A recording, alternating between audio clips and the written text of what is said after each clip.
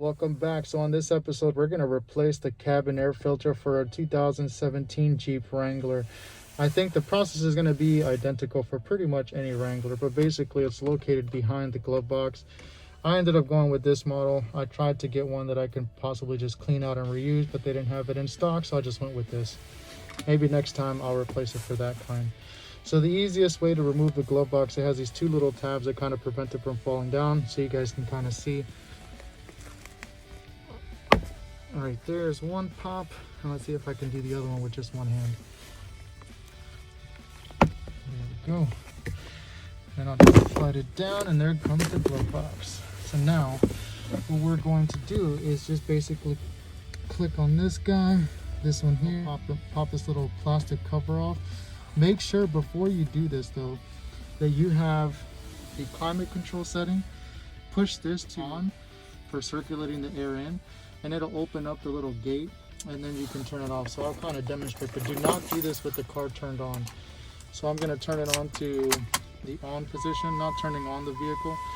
Turn on the AC or the heater, whatever you're using in your vehicle. And as you guys can see, I'm going to actually turn it on first.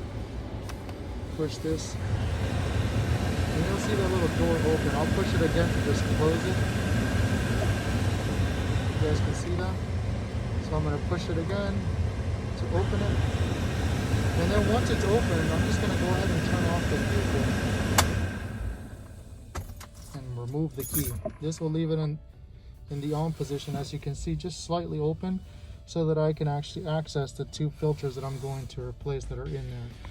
Just give me a few minutes to open up those tabs, and then I'll show you what it looks like. All right, so I've actually installed one already, as you guys can see in there, but ironically enough, when I opened the cabin air filter location, it didn't have a filter at all. I don't know if was how it came from the factory or not, or if the previous owner just removed it and never put a new one. I'm not sure, but anyhow, I do want one on mine.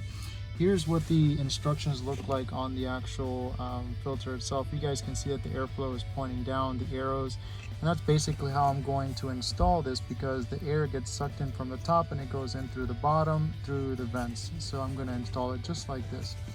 And the good thing about it is that it has like these rails where it just sits on, and then it glides through, and it'll just sit in place. And once it gets to the very end, you'll feel it just kind of snap into these little, you see these little plastic edges. It'll just sit right in, and it's a perfect fit. So as you guys can see, it's there, and that's all it takes. And then just simply put these little plastic brackets down, lock them back into place, and put your glove box. Hope you learned something.